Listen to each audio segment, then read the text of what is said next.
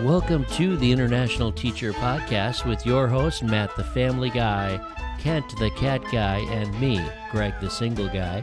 We are recording episodes from around the globe to tell you about the best kept secret in education. That's right, it's teaching overseas. We're glad to have you join us. This is Greg the Single Guy. Matt the Family Guy is not with us on this episode, and Kent is running around somewhere after his cat. He's the cat guy. And I want to say I am so happy that my next guest, I'm flattered because he's taking time out of his busy schedule. He's the actual Renaissance man. He's from New York originally, but I would say we need to hear about a little bit more about his life because he's coming to us from Armenia. And I want to introduce you. Our guest now is Jason Lasky. Welcome to our show, buddy. Hey, Greg, how you doing? Thanks for having me, man. How does it feel to be on the other side of the podcast now? Oh, no, it's wonderful. I love talking about, me and some of our adventures. No, and I say that not from an arrogant, like I'm awesome standpoint, although I do have enough self-confidence and self-awareness to say that I do accomplish some awesome things in the, as my day progresses. But at the same time, yeah, I like to have fun while I'm doing it. Let's dive in, man, because there's a lot of ground to cover. There's a lot of ground and water and sea and air and everything in between to cover, man. How did you arrive in Armenia? Can you give us a shortened version of it? Okay, let me preface this with, yes, I've been on the other side of instead of being an interviewer, being an interviewee. The last time a podcast host asked me that question, and he told me roughly, we're going to talk maybe an hour and a half or so, cover a wide variety of questions, your background and this, and it was something called it was all about, or mostly concentrated on my experience as a theater and drama teacher. He said, hour and a half, wide variety of topics. I'm like, okay, let's go. He asked me the question you just asked me. 90 minutes later, I gave him the answer, the final part of the answer to that question. And then he just laughed. And I said, well, I kind of reference Kevin Smith's, the filmmaker, Kevin Smith's 40th, I think, birthday party, or 40 something birthday party. And it was in Red Bank, New Jersey, just a few blocks away from his famous comic book store and the foundations for the worlds of the View Askew universe, right? Clerks and Clerks 2 and Mallrats. Yeah, I love those shows. Yeah. Clerks 3 is coming soon. I can't wait for that. Actually. Word on that. So at his thing, he's, it was a ticketed event. Go and, one guy comes out from Clerks 2. He had a little role, pretty prominent role, but a little role in the movie. He was warming up the crowd. He said, okay, and everybody, here we go. Kevin Smith's birthday party. Place was sold out and it went nuts. The curtain opens up and you see a really great facsimile of the Clerks and the video shop, the store, the convenience store and the video shop next door. And, he comes out and I remember there being, loud music, spotlight, everybody just cheering. And he comes out, he looks at it like he's surprised that the set is there, which is great. And then he says, okay, well, let's just go. It was a live taping for some DVD later on, or whatever. And he said, okay, well, let's just get to it. All right, first question. And a person asks a question, and 3 hours later, you finish answering that question, and then he leaves, and everybody goes nuts. And he put like a little exclamation point at the end, a little punctuation mark, and I hope that answers your question. All right, thanks everybody. Like everybody goes nuts. Oh, that's perfect. I don't want that to happen though. You don't have 3 hours with me. Just to finish the little Kevin Smith story. He leaves, he comes back after 2 minutes, he takes his curtain call bow. He's like, all right, we said it was going to be a Q&A. Well, I wanted to see if I could honestly get away with one question and one answer. He said, and I did it. Okay, now we're going to sit around for like another 2 or 3 hours, and now we'll really take a lot of questions. So go ahead. He's amazing, isn't it? He's amazing. He's stellar because he realized also that beyond his creative life, he had to take care of his regular life, his health, and he decided to make a major change so that he can continue doing the stuff that he loves. So kudos to him for a heart attack is a hell of a thing to deal with. I've never had to deal with that. I haven't had anyone close to me have one, but for him to come out of it and say, look, I gotta refocus on things that are really important so that I can continue to exist. That's learning and experience right there. Yeah. Okay. So to talk about how I got to Armenia, I actually have to start with China. I blasted off from New York to China in 2006 to Shanghai. And from 2006, for the last 15 years, we've gone from China to the United States and back to China and back to the United States and then off to Russia for a little while. Then we were traveling around a little bit. And in terms of teaching, we had travels, we had vacations, we had periods. And when I say we, I mean me. And then later on, there was my wife, and then there was one kid, and then a second kid, and a third kid. So we have 3 kids now, 2 dogs, 1 cat. We've fostered a bunch of animals along the way too. The fish, they didn't do so well. We tried, but they didn't do so well. My teaching career began in earnest, I'd say, probably around 2006 or so when Hello. Hello. Ruslanchik, come on. Here's my partner in crime who just walked in. Hello. I see that. Yeah, ladies and gentlemen, listeners, he's got his son in there with him doing math homework, which is it's amazing, I think. That's very nice that you think he's doing math homework. Well, he was asking math questions, right? He was asking questions. That's very attentive of you, but it wasn't homework. And they have 3 kids. That's amazing. It's like Matt the Family Guy, Jason the Family Guy. Jason the Family Guy, yeah. I'll wait until they go and then I'll continue the story. Yeah. That's cool, yeah. Thank you. Bye. Love you. I love you too. I just met you, but I love you too. Yeah. Thanks, no, because if you don't have love in your heart, then what's the point? Balance and happiness. Absolutely. So the teaching career began in earnest. I guess my first major teaching gig was 2006 in the classroom at Shanghai High School International Division. And that was such a game changer for me because I had thought about it in the short term. Like, this will be a temporary thing. This will be, I'll go, I'll give it a try for a year and then we'll reevaluate, but maybe I won't stay.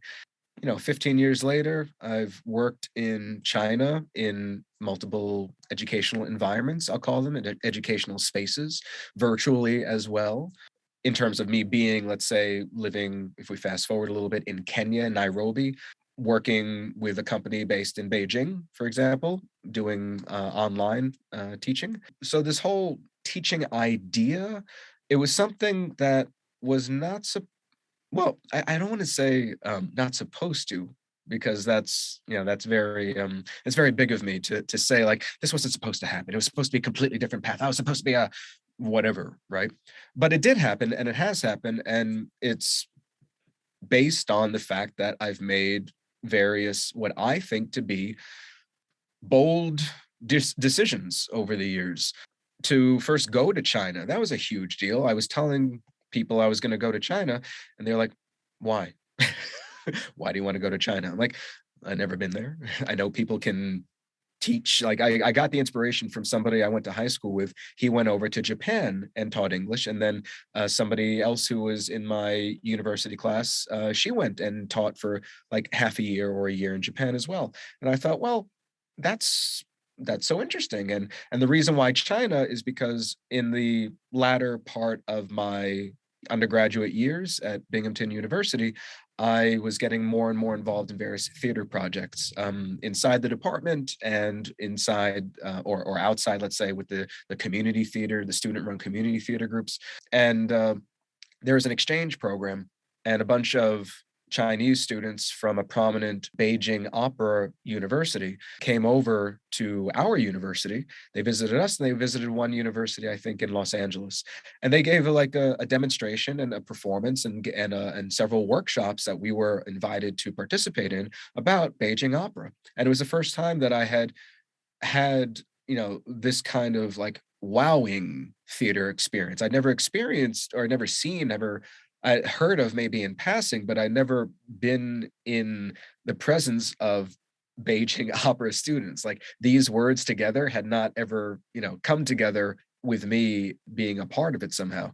So watching them and watching what they were doing, and then, the idea was students came to Binghamton, and then Binghamton students would go to visit their university in Beijing, visit a puppet theater university or a production company in Shanghai, and also visit another city called Xi'an. I'm guessing there was another university there, another school there. So the idea was planted in my head of going with my theater department from my undergraduate university and undergraduate training over to China. But that never materialized because mostly money. The financials weren't there to support me going for 3 weeks and paying for graduate credit. And I said, look, is it possible? Like, I'll write the paper, but I don't want the graduate credit. Like, I'll do the work. Can I still go? Like, can we Right. figure something out? And they said no. And my parents So in didn't have. 2006, you had a chance to go to China, and you did. You jumped on it, And well, sort of. I know, here's the thing. I created the opportunity to, because Okay. the university that was going to be happening around the same time, like or spring of 2006. But because I didn't have the ability to get there, I didn't have anything else going on for me that I thought was worth spending my time and my energy on. I said, well, let me take this idea of China and this idea of teaching English and put them together and do a Google search. And I found a way, and I found a school, and I found, a means to get there. And so I blasted off in 2006. Such a moment for me, but it was because I was pursuing this thing. Nobody just handed it to me. I looked at it, I evaluated my situation, and I made a conscious decision. Let me jump into this big, unknown space, this little bit of chaos I'm going to introduce to my life right now. And that chaos, I'm so thankful for. I think I kind of live in a state of chaos like everybody else. And just mine has ended up being one of the most wonderful journeys that I've taken as a person, as a teacher, as a theater maker, and so on and so forth through the Renaissance man ideas. That's it. That's the beginning. Yeah. There are going to be some people that are thinking like, I want to go overseas for a little bit. Maybe I can teach English. Yeah. And that there's going to be listeners out there like that. And I don't necessarily like cater to that, but it's great to hear you do that. You're probably my second or third guest that's done it that way. And I don't know enough about it. I was never interested in the English teaching because when I was doing the teaching stuff, I went full force. But I love what happened because now all of a sudden, this is not 2006. Now we're up into 22, and you are you've come so far with this stuff now. Are you still teaching at university right now? I'm not currently teaching at university, no, but I do have, let's say, a volunteer teaching job that I do at a local school. So I have middle school students who are, let's say, struggling with English acquisition at the moment, but they are local Armenian students. And by local, I mean local to the town where I live, but also local to, other people have moved from the capital to our small town, and and their kids go to school at the school. It's a theater program. It's once a week for about 80 minutes, and we do either exercises or we play some games, or what we're now moving towards in this half of the year is a project that is going to be in collaboration with the visual arts and music departments that are within the school too. So at the, I think, end of April, which is really right around the corner, we're going to have this presentation at a local museum, an art museum, and then we're also going to have a show that's going to be in the school. And we're right now kind of working out the nuts and bolts and the dialogue and costumes and everything. So, so we're in good shape. Wow, you have a lot on your plate. Yeah. I actually had to look on a map to find Armenia. And I'm sure the listeners in the U.S. are like, duh, where's that? And some people know it. Some people don't. I had to look, though. It's right by Georgia, the country of Georgia. Yeah. It's to the east and north of Turkey, right? And There's if I'm Turkey. looking at the atlas, looking for the Black Sea, Yep. it bumps up to the Black Sea also, too, right? So that's Armenia. I don't have the map in front of my mind right now or in front of me on the screen, but it's wedged between 4 or 5 other countries. Off the top of my head, Georgia, Azerbaijan, Turkey, Iran, and I'm not sure if there's a fifth one in there. I'd have to consult the map. But yeah, that's where in the world we are. Just to kind of, still try to do the truncated version of things. China was 6 years, what I refer to as the roaring 20s, my roaring 20s. Whereas, if you look at where we are right now, chronologically, 100 years ago was what we consider the roaring 20s, right, in the United States, for example. And the 1920s and 1930s were also a really exciting time in China leading up to before World War II broke out and Japan made a huge mess of China. Yeah, so my roaring 20s were, from 22 or 23 till about 29 or so. I was in China pretty much full time except for summers off, and I would go back and visit my family and stay at, the house where I grew up. And I, take various vacations in the summers. I remember I visited a buddy in Chicago from university. I went to Israel one year as part of a birthright Israel trip, as what it's called. And those 6 years, yeah, what ended up coming out of those 6 years was a developing, though still a somewhat muddled understanding of who I am as a teacher and what I'm doing as a teacher. My thirst, let's say, and hunger for theater in all of its various components, a definite set of skill sets that developed, not only playwriting, not only acting, not only directing, not only a little bit of sound design, not only a bit of light design, not only stage management, not only PR and marketing and everything involved with putting together a complete production.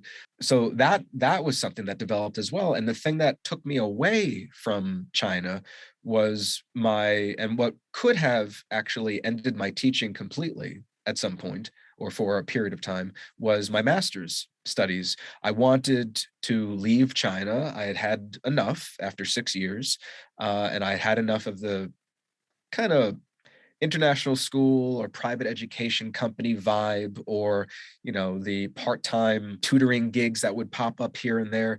I was just kind of tired of being there and I wanted to expand my education. I decided that, yeah, I wanted to pursue playwriting in a vicious way, by getting into a master's program. I ended up applying for a bunch of different possibilities, and I got rejection, rejection, rejection, rejection, rejection. Almost. Oh, round two. Okay, a rejection. Okay, bye. See you later, buddy. All right, all right. That was the first try. Let me try the second try. The second try, I got into NYU Tisch School of the Arts, their MFA playwriting program. But I decided that I didn't want to go to the one that was in Singapore, because that was a deal. They had Tisch School of the Arts, and they had Tisch School of the Arts Asia. And after thinking about it for a long time, speaking with the teacher a lot, speaking with a student who I met in New York and asking him about what his experience had been 1 year into his program, I made a decision. Okay, I don't want to do that, but I still wanted to be out of China. What that ended up leading to, the day that I decided I'm not going to Singapore, not going to Tisch School of the Arts, not going to see my Russian girlfriend, from time to time on that side of the world, because we had just started dating before I left Shanghai. It was a thought to let me do a Google search, because last time I did a Google search, I went to China and I had a good time. Let me do a Google search and see what happens. And that Google search actually led me to applying to the program I did get into for my MFA, which later in the story I ended up leaving before the end of the program, but that's later in the story. So what I can say is that I left China and I left teaching to go be a student again. So you could argue that, well, I didn't really leave education. Now I was on the other side of education. I've been giving, giving, giving, giving. I've been having experiential learning along the way, but now I wanted to go back to some kind of formal, let's say, classroom academic inquiry and academic based study for myself to expand my skill set, expand my knowledge, expand blah, blah, blah, blah, blah, blah, blah. Things that needed expansion, that I felt really needed expansion at that point. So that was the exit from China. That was exit number one from China.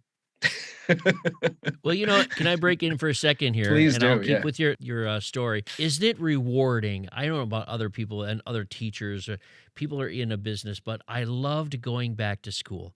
I did a career, then I taught, and I didn't go like from college right into teaching. Right. But I started teaching, and then I broke away from teaching and became a student while I was teaching. Awesome. And it was refreshing because you're the Yeah. one sitting in class going, this is what my students feel like. I'm bored tonight and I got to work tomorrow, but I got my mind on other things. But what's the teacher talking about again?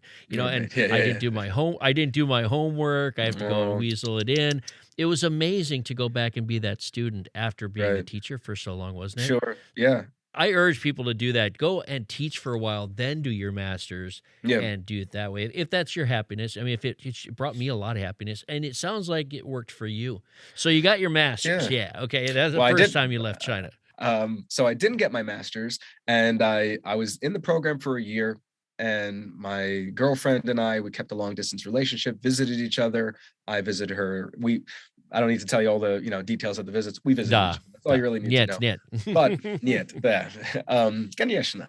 But the important thing was that she was still, though, living full-time in China, and I was going as a full-time student to the master's program. So I stopped that. I went to what I thought would be just for the summer to China, a very short version of what the next year was. It was marriage and baby and birth of a brand new play that I was working on with my wife. And then it was at that point where we really solidified our creative partnership together. And what I can say is we gave birth to a baby. We gave birth to our first co-written play together that we also co-produced and co-designed, and I even acted in. That was a wonderful experience as well. We're not just, well, Jason's doing that and Svetlana is doing this, and like not in our, we have our separate realms, and then we have our realms where we're together. And as time has gone on, our realms have become more and more overlapping and intertwined, which I think is such a beautiful thing, actually, when I stop and think about it. Instead of, certainly there are things that only she is really wanting to focus on, and there are things that I really only want to focus on. We're aware of those things. We don't intrude upon those things. You need to have space. Yeah. We give the space to those things. But at the same time, things have grown in such an organic way where love and romance and parenting and creativity and collaboration, like all these things are gelling in such a I can say wonderful, inspiring way. We're inspiring each other, which is great. So we ended up back in China. We had play, baby, marriage, back to New York. New York, we were in for another 6 months. I did one more term, and then we decided, for a multitude of reasons, this isn't working. We left. We went to Russia, where my wife is from. She had an idea. We need a break because New York was so hard on us. Let's go on a little vacation. So we went through Vietnam, and we were we were thinking, okay, we're gonna go on a break. We're gonna go on a holiday, and then what? Right? We got me, you, and baby. And money needs to be a thing that we consider. So somehow I ended up getting the final 2 interviews for the job were happening while I had some Vietnamese sand on Phu Quoc Island, I believe, between my feet early in the morning, eating some breakfast, enjoying my mango mixed drink, my not mixed drink, it was too early, fruit smoothie, whatever. Lasky, that's it, mango lasky. So I was enjoying my mango lasky. I was wearing a very colorful shirt with a collar, and then they said, all right, congratulations, we'd love to have you on board. We'll see you in Shanghai. Okay, so we left China. We're going to go back to China. So we went back to China. So this was now the 3rd stint in China, right? For me, it was the 2nd for her. And this time we had baby, right? Those 6 months were fun, a little hard, a little bit of, well, here's actually, let's bring it back to teaching for a second. I came home from the job, not the job that I got with the sand between my toes. Like, it was a different job. The sandy job didn't work out. Too sandy. Too much sand for our liking, as it turned out. So we went to a different job. And we're there in Shanghai. And I remember coming home, and I don't know, I had this, and Svetlana, she said, what is it? And I said, what am I doing? I'm working for another English language company, and I'm not even an English teacher this time. Now they have me teaching math and a little bit of some sciences. And I do have a biology and a chemistry background, so that wasn't a big deal. But it's like, now I'm teaching other subjects. Everything is going okay, from a day-to-day nuts and bolts basis. But not what you want. Yeah. Students are learning. I'm getting paid. We're okay for right now. We're living in an apartment. Okay, we're in Shanghai again. All right. We're trying to figure things out. And she said, well, what? Because in her mind, she thought I was still upset that I'd worked so hard to go overseas to go get my master's in playwriting. And, that was now, unfinished business. It's like now my master's, my MFA is just kind of hanging in the ether somewhere. We had a chat one evening, and we just started talking through it, and eventually settled upon, well, what is that IB thing that you've mentioned every so often? And I said, yeah, I taught at Shanghai High School. They had the IB program. It was something I just was because it was in the diploma program, only the high school kids, and I was teaching middle school, I didn't have so much interaction with them. And I didn't, because of my interests and my time and how I prioritize things, I didn't really investigate what is the IB. I was And you pretty weren't part of it. clueless. So yeah. Mm-hmm. So I started looking into it. I read about it, and I said, this educational mode, this pedagogy, this kind of gels with me. Maybe I should investigate a little bit more. And I investigated a little bit more, made the decision, okay, let's do an online Master's of Education in IB Education and get Wow. my IB certificate in teaching and learning. Can this all be done online? Yes, it can be. Can it be done, while I'm in China and the program is based in America? Yes, it can be. Okay. Well, thank you, Google. Again, there's a third thank you for Google, right? Other things were Googled along the way, right? But in terms of major decisions, like go Google. I'm a big fan. Number 3. Yep. And so I enrolled in this program. I got all my material together in a short amount of time. And so I started with that. And wouldn't you know it, while we were Googling that, Sveta had an idea for a theater project, and we started looking for grant opportunities. So I started my master's program and we applied to a couple of grant opportunities. Well, we didn't win one of them, but we did win the other one. And so in November 2015, we blasted off from China back to her hometown of Murmansk, Russia. And first we went to St. Petersburg, then we ended up in Murmansk. And Murmansk, we were doing, let's say, a creative sharing, knowledge sharing, practices sharing, travel stories sharing, script writing sharing of basically everything we had experienced and what my training in New York had been like. And we're doing that with Russian actors and just Russian townspeople. And it was in her hometown, which she hadn't lived in full time in about 16 or 17 years, I think. So, it was a beautiful experience, and it happened while the sun didn't rise for about 40 days. It's in that extreme environment, pretty cold. I think the coldest day was negative 37 degrees Celsius. And we had a radio interview that day too. I remember moving from the apartment downstairs to the car. It's like, oh my God, because there's a wind chill too that day. The wind was blowing through, and going to the radio station and everything. And yeah, the idea of this project, which we called 40 Days of Night, eventually what came out of it was a new idea for a full-length play that would put Murmansk and its people at the center of this, let's say, event that occurs. I don't want to go into too much of what the storyline is, but it definitely ties into the fact that the sun isn't rising, the fact that there are various, the northern lights, aurora borealis, right? Those are flying around in the sky. We got to witness those on 3 occasions, which is pretty sweet. And that all is going into what is now still the development of the play and the writing of the play all these years later. So we won this grant, and I still had to continue my studies. So back to teaching for a second and learning. So I'm having to, check in with my online courses and read my papers, write my essays, put together my projects, my presentations. And it's a 2-year online course. And if you fall a little bit behind 1 week, and like all the dominoes like just smack into each other, and everything starts to feel like it's falling apart, and there's no time to get anything done. And oh my God, why did I even sign up for this in the beginning? I'm going to go ask for my money back, or I'm just going to do this and forget about it. Oh, okay. I'm washing my hands of the whole master's. And then my wife would look at me and say, shut up and do your work. And I say, okay, honey. Does she speak to you in English or in Russian or both? Of love. But when she's angry with you, I have a theory, and this is a sidebar, but I have a theory that if she gets emotional, she'll talk to you in Russian and yell at you, but she'll speak to you in English otherwise. And is that true? The survey says it's my theory. No, she'll bring out the English for me. Yeah.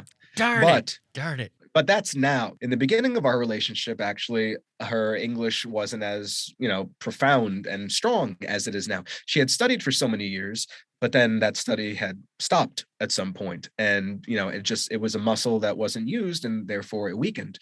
But she could understand a bit more than she could say, which is more so like what my Russian is now. Like I can speak a bit, but I can listen and grasp maybe I'd say 50%, 60% of the conversation on a good day.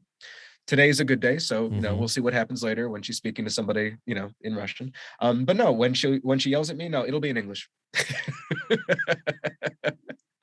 And have you ever yelled at her in Russian? I can't say I've yelled at her, but I've cursed out loud. Yeah. I don't mean yeah. We'll take a moment's break now to remind you how to reach out to us. Of course, you can address any negative comments to Kent, the cat guy. We do love to hear from you.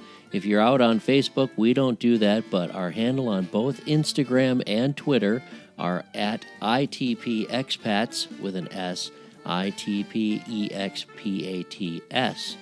As a handle, if you want to, you can send us an old email at internationalteacherpodcast@gmail.com, or you can visit us at our new website at www.itpexpat.com.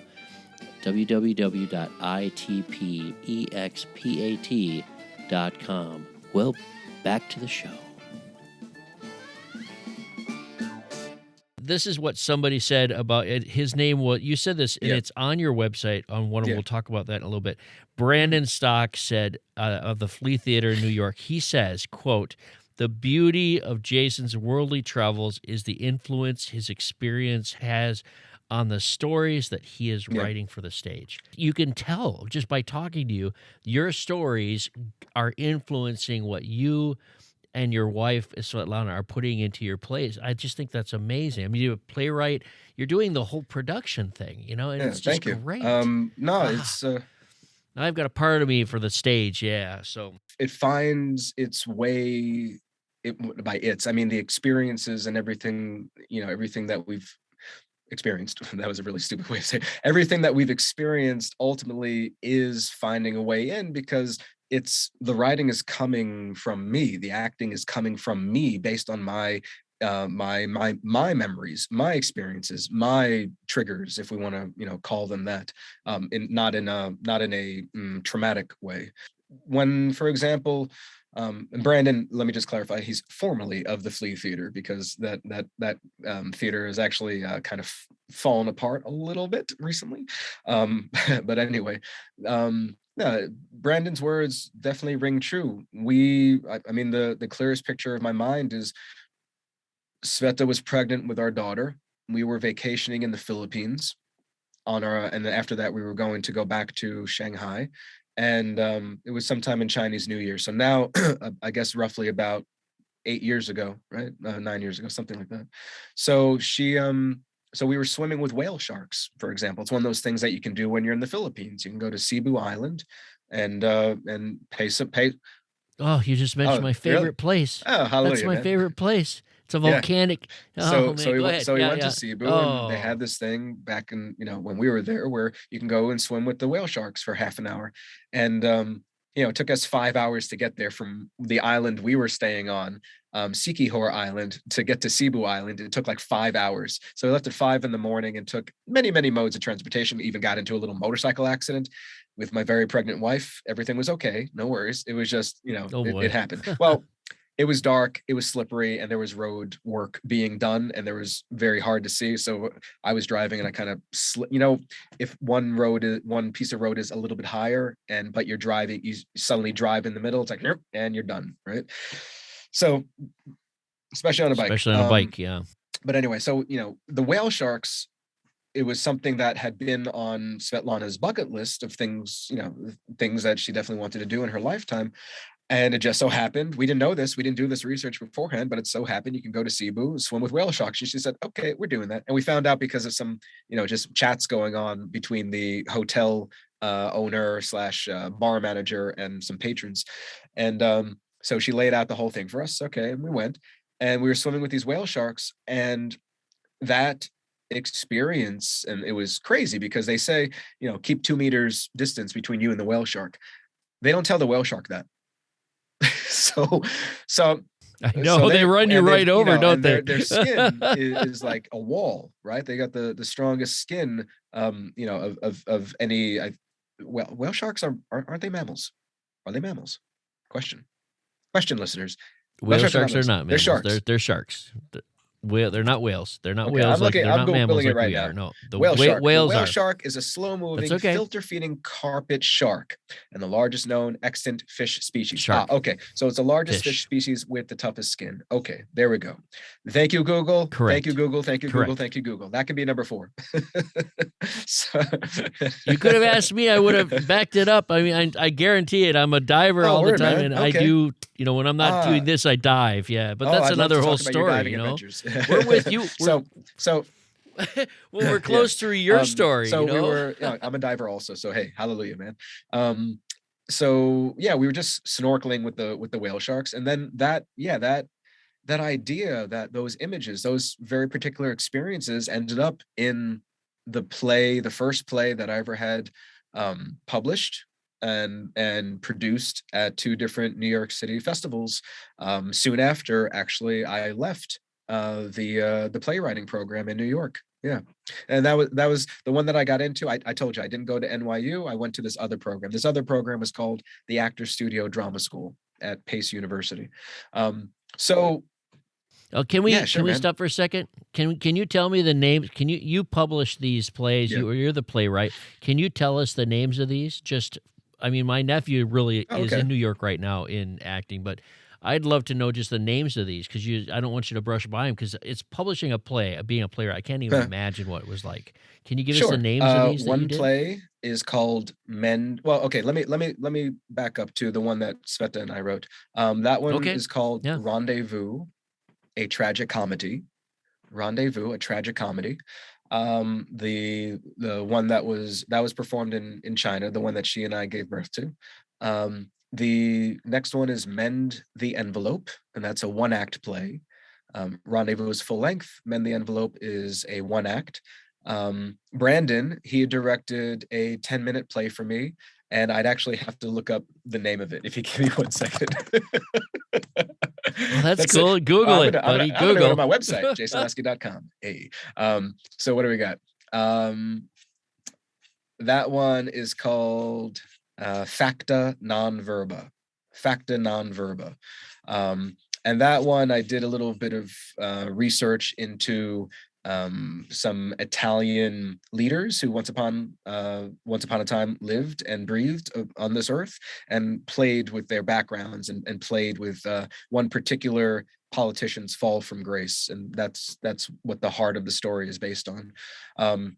And I mean, it translates to action over words. And let's see. So Mend the Envelope, Facta non verba, Rendezvous. The last one I had published and performed, it's called Last Exit Before You're Off the Grid. And that one, that was in response, that was written while I was in Nairobi, Kenya, which is a little bit farther in the story. Maybe I hop back on the travel train and then we'll get to Nairobi. I was going to say you could travel back on. So yeah. We're in more months. We're doing 40 days of night, gathering research, beginning to write. Okay, we finished that. Back to China. We're living in China. Excuse me. No, I finished that. And then we go to America for a short stint, a little bit of a visit, something kind of green card-ish related as well. We had to make an appearance every so often to ensure that Svetlana's green card would not expire, right, after all the paperwork and money that we spent on, making it a thing. And we were in America, and then we said, all right, let's not stay in America. Let's go back to Russia. We went back to Russia. At this point, or by this point, Svetlana was pregnant with our second kid, and we decided, okay, Jason is going to work online. He's going to catch up with his online masters, and we're going to, just be in St. Petersburg, living with my mother-in-law, in her apartment, and we'll give birth, and then we'll see, what else is going to happen. So going back to teaching, I was teaching online virtually. I was doing my master's, and then I started, looking for a full-time teaching job. Where could we go? Well, back to Svetlana's bucket list. Turns out she had always wanted to go to Africa, somewhere in Africa. She wanted to live there. Maybe a safari, maybe on the Masai Mara, for example. Maybe Tanzania, maybe, I don't know, hard to say. So a job appeared, and a job posting appeared, and I applied. interviewed. They said, okay, why don't you come to Nairobi, Kenya, and you'll be the head of drama at our international school. And I said, all right, let's do it. But first I talked to Sveta in the same week that Ruslan was born. I said, so shall we do this? We have to let them know. She said, okay, let's go to Kenya. All right, hooray. So we went to Kenya, and we had 10 and a half months of living in Kenya and about 6 weeks of me working at the school, which shall remain unnamed, because they were incapable of getting the visa and the work permit together. At that point, well, here's the thing. I'm very thankful for this. I mean, at the time it was like, oh my God, like, what do you mean I can't work? It was the end of the first day of orientation. And the new principal, who had been in the country 10 days less than me, said to me at the end of the day, Jason, I just spoke with HR, and unfortunately, you shouldn't have been hired in the first place because you don't have a teaching license. And I said, wait, we talked about this. I didn't talk about it with you. I talked about it with your predecessor. We understood that I didn't have a teaching license, and you said, come, and I signed a contract, and I came. He said, yeah, I know, but this. Long story short, I continued working. Even with them saying that, they said, okay, the first reaction is go away. We'll figure it out. Second reaction, after I talked some, but please come back tomorrow. Yeah, the second reaction, I mean, I went home and Sveta's face was, interesting. As interesting as, when I come home in Shanghai, I told you, one job was too sandy for me. So this is the second time that I came home with things are a little too sandy here, sweetie. And we had that. Wow. But so we're in this position actually where we're like, all right, we won't panic. We'll talk and we'll figure out what to do. 6 weeks went by. I was teaching. The school was trying to figure out other ways to get the paperwork in place.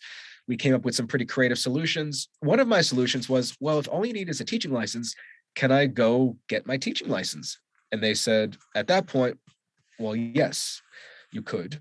But there was another part of that email, which was, but that does not guarantee that we're actually going to, keep you on board, even if hire you, even though you're here, even though you're working. Right? Well, because at this point, everything had already been kind of settled in terms of like severance money and things like that. But I was still trying to I was still making what I felt to be a really big effort to, get the piece of paper so I could make their life easier. I was happy to continue working there. And you're a team player. You're helping out. Feelings against them. I thought, because I wasn't angry at them. I was angry at a decision that had been made by somebody who actually wasn't even working there anymore. So at the situation, and you're like making the best of it. You're like, how can I make this right? I'm here. You paid for me. I'm here now with my family, and I need to do something about this. So the short version of that was, I did find a way to get my teaching license, which is nothing under the table, everything above board, right? And I got my teaching license. I said, here's my credential, and they said, they stuck to their guns. They said no. So, that was actually a rough 10 and a half months, beautiful climate, but a rough 10 and a half months. But at the same time, we had our 2 little kids. They were running around. It was a pretty beautiful place where we were living. We did begin to make some inroads into the theater community. At some point, we were starting to try to do a production of The Goat, or Who is Sylvia, by Edward Albee. And that didn't go anywhere. And the main reason it didn't go anywhere, which was so fascinating to me, that play, are you familiar with the play, The Goat, or Who is Sylvia? I'm not. It's a play that premiered in 1999 or 2000 or 2001, somewhere around there. I think like 2000.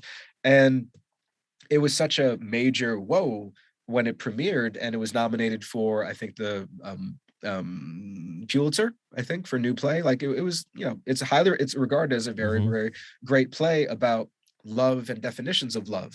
But without giving any spoilers away, the title is Sylvia, or The Goat, or Who is Sylvia. Well, there's a goat named Sylvia that does appear in the play and is, a major force in the play, I'll say.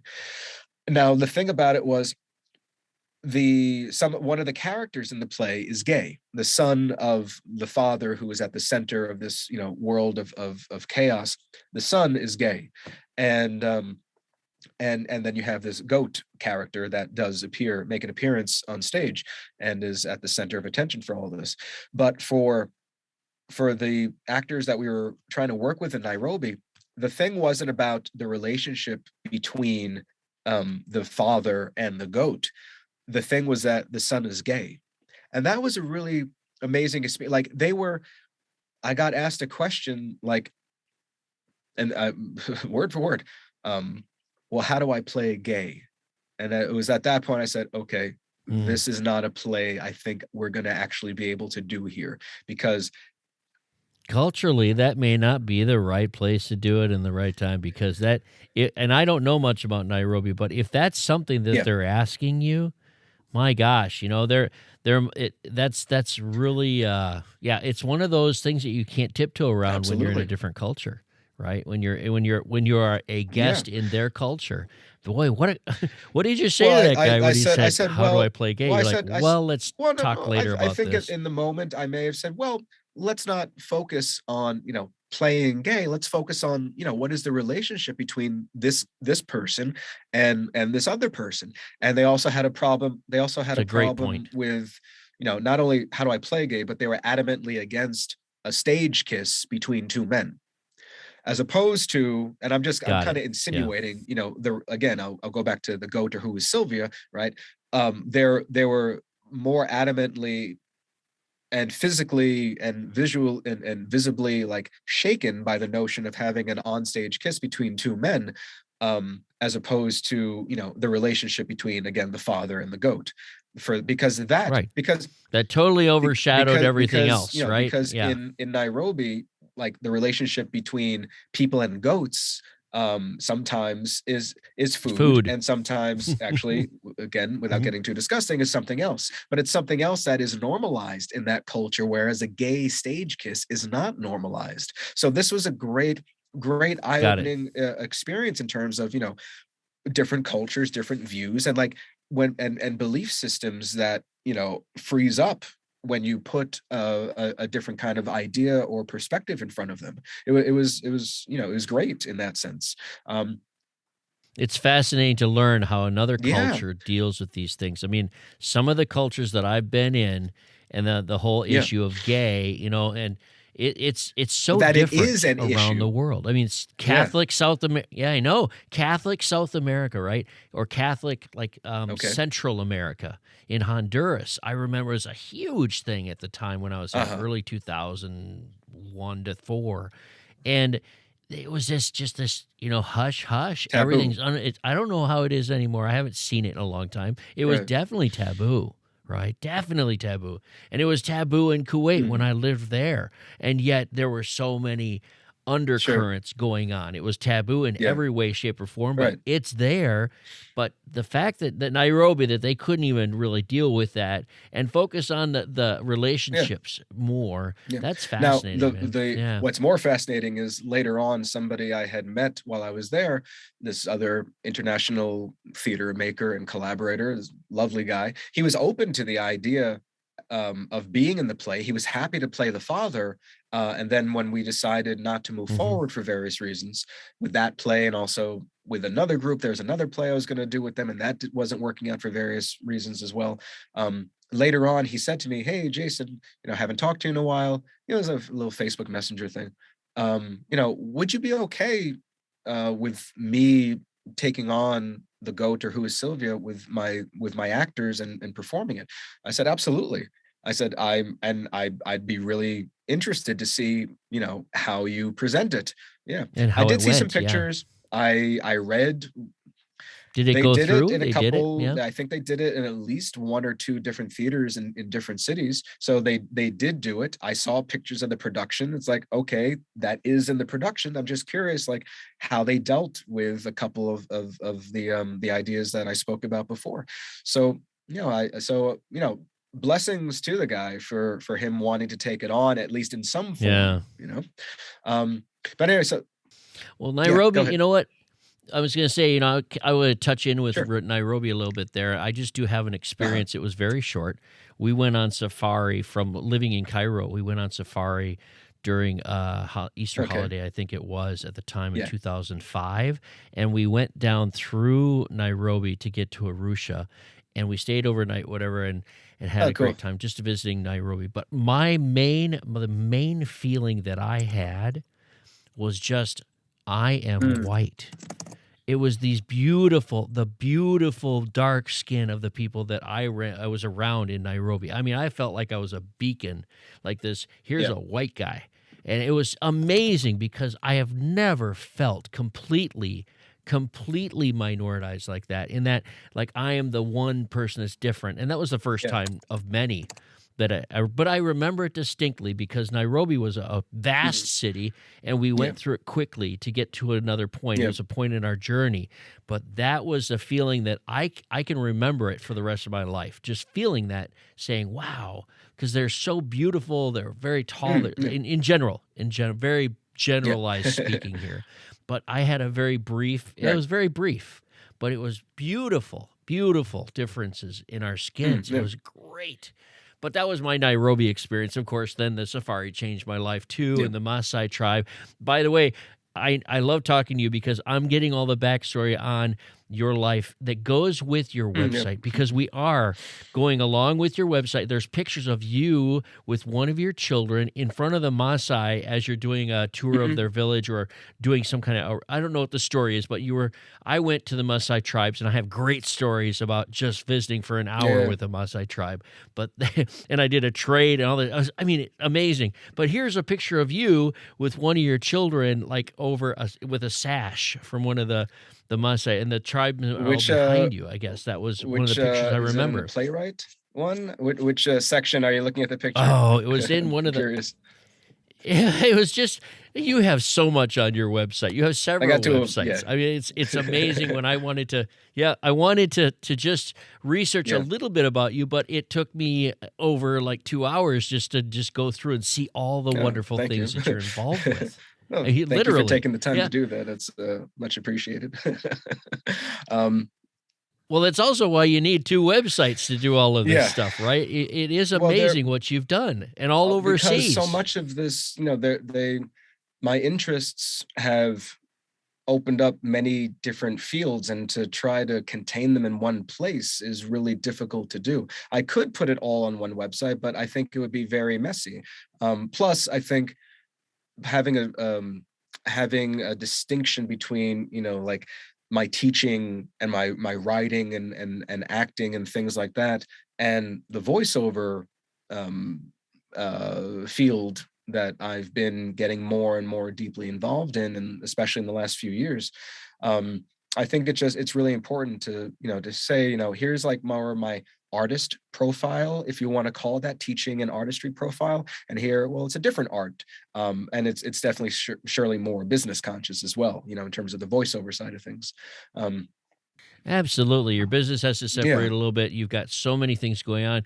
And even just talking to you, we have to sort of redirect, because every time we go one direction, then there's the teacher, Yeah. and then Yeah. here's the artist, and here's the teacher, and then Yeah. here's the family guy. You have so It's much to true. say. It is true.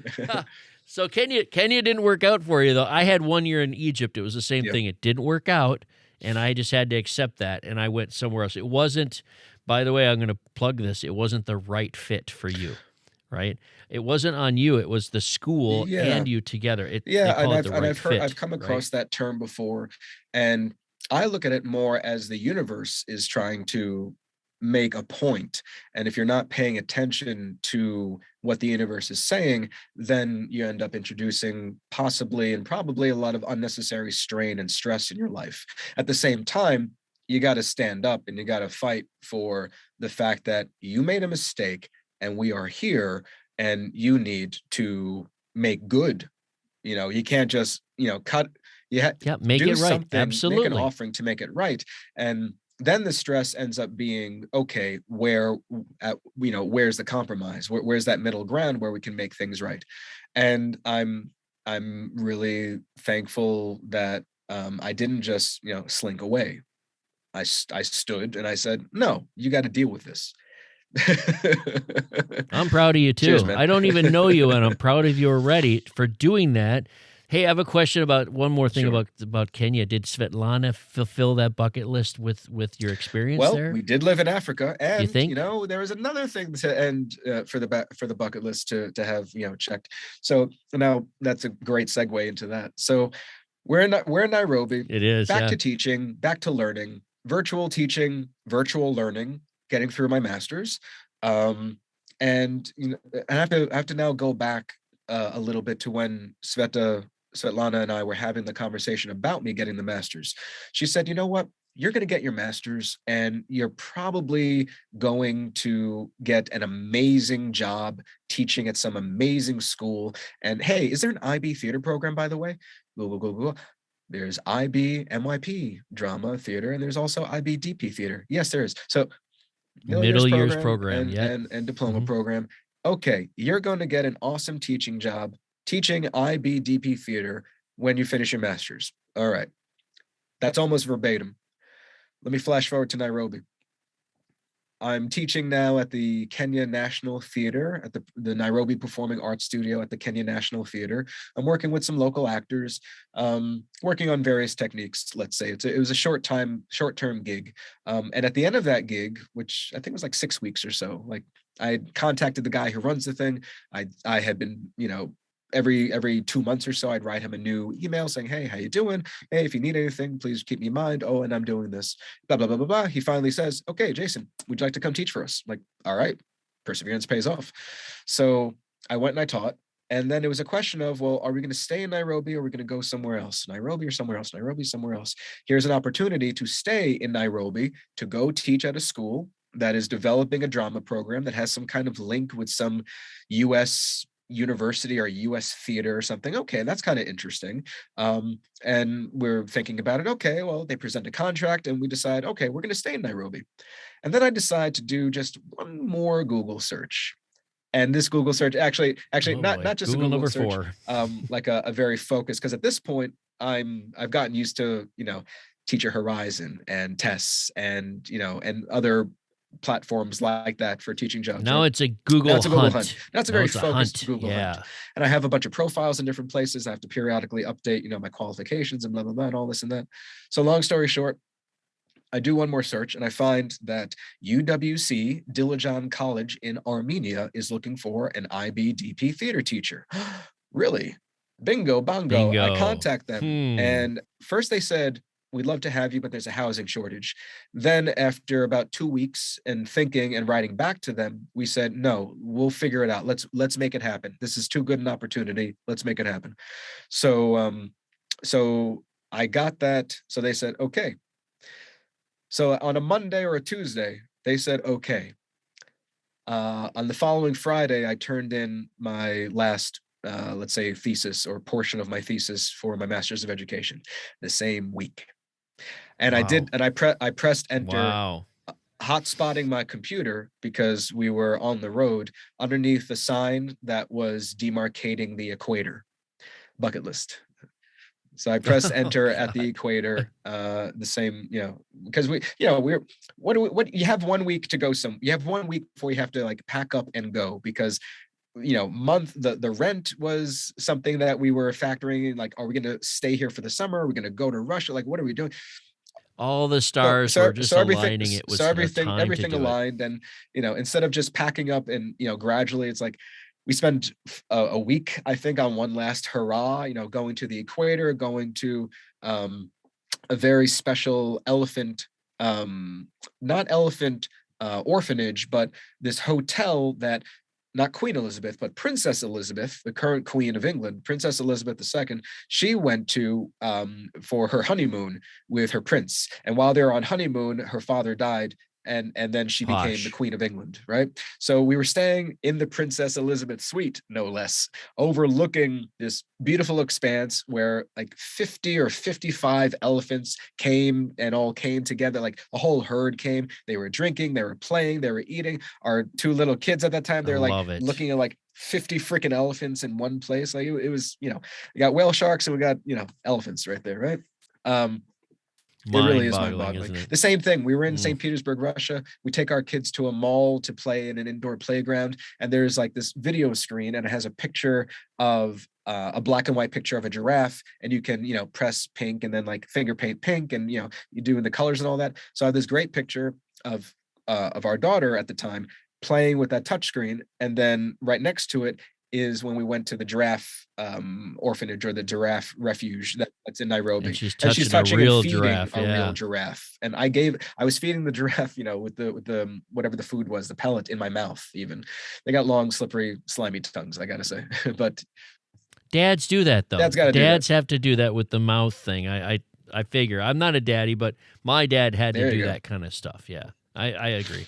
Yeah, I know. I totally understand that. The whole animal thing and the whole Kenya thing, amazing. And you just packed up and left and went to Armenia. Yeah, first we came over to, well, sometimes you just got to go, right? It's like, all right. I've done it. I'm just laughing because I can empathize with everything we've talked about so far. As far as the travel stuff, I empathize, and I've lived this sort of like you have, parallel.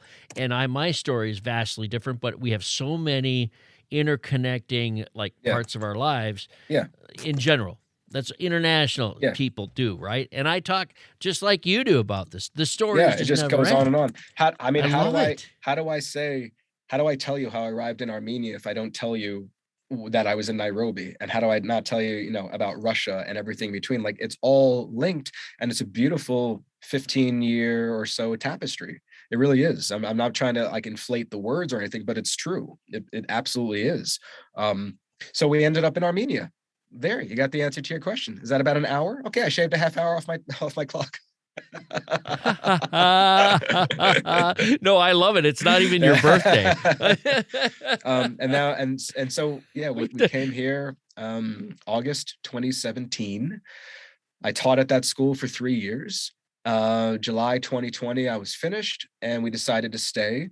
And now we live here full time. We own this house. We own the land. We've been renovating slowly or quickly in some cases, as you can see the studio that I'm currently sitting in, which was falling apart. I remember, it's not that long ago, but this was just bricks falling apart, stacks of trash and old rusty metal shelves and things like that. And now it's a recording studio, which has just been getting more and more use in, which is a good investment. So are you in Yerevan, which is the capital, right? Yerevan is the capital. That's roughly 100 kilometers, or about an hour and a half to 2 hours away. Okay. We are in Dilijan, Dilijan, Dilijan, Armenia. Yeah. Awesome. So you and Svetlana, your wife, and there's three children now, and look where you are. And you've got the production company, you've got podcasts, you've got so many things. I'm going to put all of those, I'll put your two websites underneath my podcast. I don't do a lot of notes, but I'll put those cheers for you, right? Absolutely. Kudos to that. And I love talking with you because I get to see the story behind so many pictures that you have on those websites. Yeah. But it's fascinating what a Renaissance man you are, right? Can you tell me that story in the beginning? We chatted and I cut you off, and I do that sometimes. Okay. But would you tell us about this Renaissance man? Let me answer that with one just little other punctuation mark for something. I was living in Shanghai for a while. I worked with this guy named Paul. Paul appeared in that Rendezvous play that I mentioned earlier. Paul is a great guy. Paul passed away a couple years ago. He got cancer. He found out about it, and he went pretty fast. So he was beloved in the Shanghai community, and his death. I felt when somebody passes away, I need to write something, and so I wrote a little 2-person play of me and Paul talking somewhere in limbo, and I sent it to the people who knew him, who were putting together a memorial service in Shanghai. And the name of that play is Can I Say That? And it's a dialogue / eulogy between me and him. It was read publicly and drunkenly at his memorial. It was filmed, and it was sent to me by the main point of contact, this lovely lady named Fiona, who, as far as I know, is still in Shanghai. So Fiona filmed it and sent it to me, and she said it was beautiful. You'll see yourself. I watched it, and I was laughing with the people when they were laughing, and I was crying with them when they were crying. And that was the impetus for me to go get the master's. And so once again, little Google search, a lot of research, lots of emails. Finally, I found a program.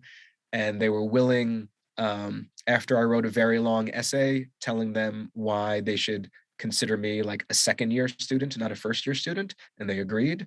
I did this long distance, what's called a low residency MFA. So 6 months apart, 3 times, like June, December, June, January, June, like end of June, beginning of January, end of June. I went to a couple different places in New Hampshire, Peterborough, New Hampshire, and then Manchester, New Hampshire. And I had my workshops and my classes, and I was writing. I came up with a new full-length play and a full-length screenplay as my thesis project. And so I did end up getting my MFA also. Wow. Yeah, I think it was just important to mention, like, somebody affects me, somebody touches me, somebody leaves me, something comes out of me that I need to write.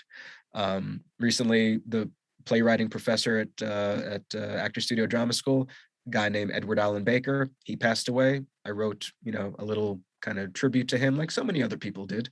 Not a dialogue like between me and Paul, and can I say that? But something that rings true to the spirit, I think, of what this person meant to me in the greater context of things. So I'm never, I dread finding out somebody's passed away, because I don't want anybody to die, even though, it's part of the whole life cycle. But I don't know, it opens up something very pure in me that flows very nicely and has an effect on other people, as I've come to realize. So, that's trying to get a positive, out of, let's say, a quote unquote negative experience. But that's c'est la vie, So, so I got the master's, right, and I got the job, I got the MFA, and now we're moving into really kind of uncharted territory. I had a job interview today with a school that's in Singapore, and we had some plans for the next year or so, and maybe those plans now are going to be, upended because of, what the school is going to say. And, we're very conscious of the fact that we want our kids to have a great educational experience. Would they have that here? Would they in Dilijan? Would they have that in Yerevan? Would they have that in Singapore? Would they have that in Shanghai? We're trying to present them with as many opportunities as we can for them to get the kind of education that we feel kind of with the IB, for example. I'm not trying to like raise them up to like, crazy heights, but there's something about their international mindedness and their approach and their ideas and their worldview, the IBO, that is very idealistic and something worth striving towards. So we're trying to figure out, like other people, trying to figure out, what are we going to do to make our kids' lives the best lives they can have? And that's that's a full-time engagement. All the production and things like that, VO, script writing, whatever, acting, making a short film. Like, it's, what are we doing with our kids? How are we trying to make their lives better? Well, I love it, because as we were starting this just a little bit over an hour ago, you and I started this, and your son walks right in and just wants to be with you, and because mom was doing something else. And I love that. I'm an elementary teacher. I'm around kids every day. Well, every day. But yeah, I like and you know what? The IB, the International Baccalaureate Organization, the IBO, they have the IB diploma. Then you get to middle years program, which is the middle school years, and they have the PYP, primary the pre-years program. Excuse me, yep. And I used to teach PYP, but I think it's a great program. And any of the listeners that don't know what we're talking about, Google it, because that's what Jason certainly did. He Googles everything, you have right? A question, Google it. Yeah. Also, don't only Google. You have many other possibilities, for looking for stuff. But a good place to start is Google. There's that teacher coming out. Can't rely on only one thing. It in my experience, Google and using their program to find information has brought great benefit to me. So but that's just me. Maybe somebody rather Yahoo. Well, it's a verb now, right? Yes, to Google it. On my bucket list, I want to create something that becomes a verb. I just think it's amazing. I'm going to FaceTime Yeah. somebody. Right. I'm going to Right. Google something. It struck me as a person. I have this huge bucket list of Yeah. impossible things, right?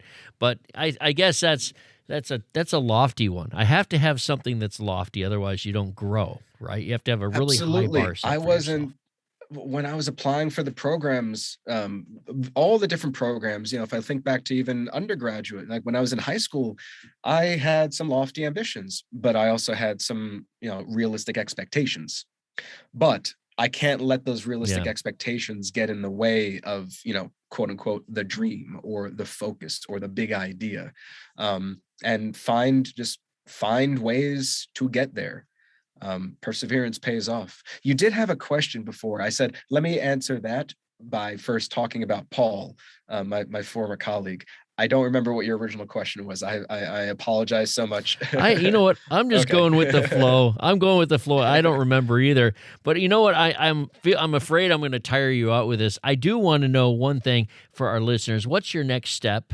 And part 2 of that would be, my follow-up question would be like, how can do they go through your website? Can they go to New York and see a few things that you've written before, or do they just have to keep their eye open? How do things work like that? How do they For right find out now, your the work? best thing is to go to the website. And if you click on the posters for Last Exit Before You're Off the Grid, if you click on the poster for Fact and Non-Verba, if you click on the poster for Mend the Envelope, you can watch the work for free. It's there for you to Got view. it. There's Okay. also, if you click on it, there's some script samples if you feel like reading through instead. Yeah, I mean, that's probably the best way to engage with current things that I'm working on. I'm speaking with, I studied abroad back in the day, and I'm speaking now with somebody I met as a student. He was a student, I was a student, and now so many years later, we're talking about actually collaborating on something together. And where that's going to be, when is that going to be, in what country, in what time zone, right? I have no Who conception of what knows? It's I in have the no idea. future, and Yeah. you're going to do And that's, something. I like, Yeah. I like to embrace, I think, the unknown. And I've kind of built a little with me, and then with my wife, we've built something of a little house of chaos. And which is funny because in the Russian language, chaos is translated as house. So when I say I build a house of chaos, it's a little fun with the words, right? A little play on the words. What's the Chaos word is for house, chaos? house, Paruski. house. Yeah. Yeah. So house Okay. is chaos. So when I say Okay. I'm going to build a little house of chaos with my professional actors in Moscow in my workshop that I'm running with my wife, it for them, it's a fun concept. These sounds have different meanings in different countries. It's a Absolutely, wordplay. I know. it's a I fun love the wordplay, wordplay. and it really does go to, I think, really the sense of chaos that I'm trying to continually stir up, especially as an actor trainer, as a technique trainer. But it's the same thing I'm trying to do in the classroom as well. When I'm giving students, I don't want things to be easy and obvious. I want them to dig. I want them to experiment. I want them to fail so that the idea can evolve. The failure leads to the failure, leads to the failure, leads to the that's what I was trying to get. And it emerges. Well, we are birds of the same feather, because my classroom is definitely chaos, but it's Controlled controlled chaos, chaos, right? It's controlled, but it's definitely I don't have a plan necessarily we have an idea, and I yeah. want you to explore. I have a maker space.